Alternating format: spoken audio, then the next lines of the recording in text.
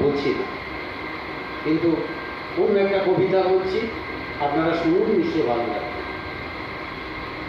রবীন্দ্র রচনাবলী নবম খণ্ড দিয়ে চাপা দেওয়া একটা সুইসাইড নোট।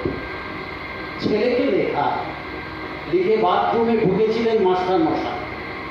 দুপুরবেলায় দরজার তলা দিয়ে রক্ত আসছে দেখে বাড়ির কাছে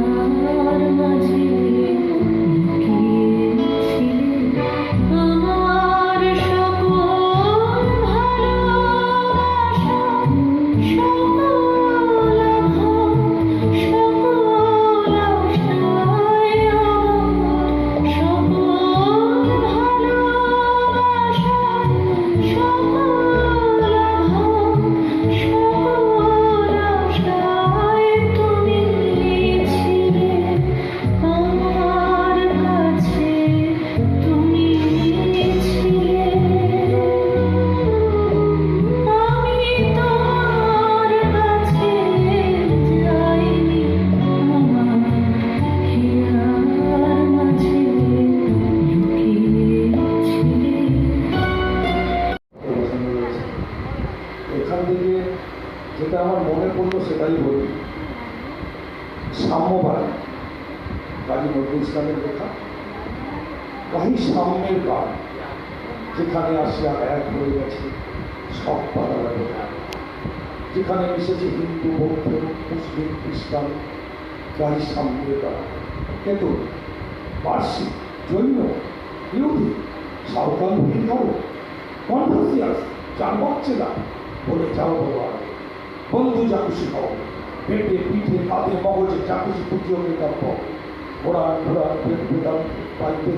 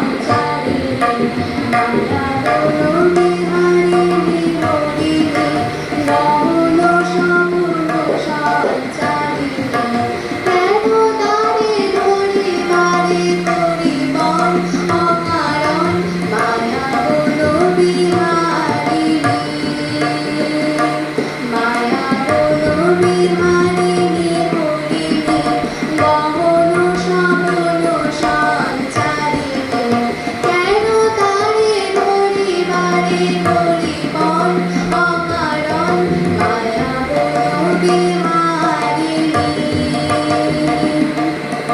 থাক থাক নিজ মনে দূরেতে আমি শুধু বাঁশরীর সুরেতে থাক থাক নিজ মনে দূরেতে আমি শুধু বাঁশরীর সুরেতে পরশ করিব মোর প্রাণ মন অকারণ মায়াবন বিহারিণী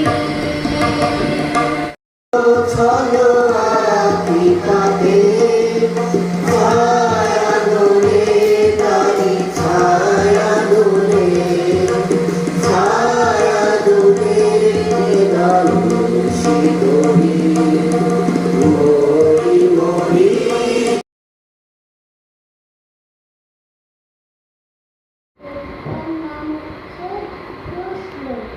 সেই কবির নাম হচ্ছে রবীন্দ্রনাথ ঠাকুর। মাগো আমার ছুটি দিতে বল, সকাল থেকে পড়েছি যে মেলা, এখন আমি তোমার ঘরে বসে করবো শুধু পড়া পড়া খেলা।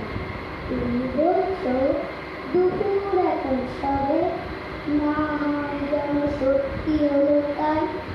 একদিনও কি দুপুরবেলা হলে বিকেলবেলা মনে করতে না?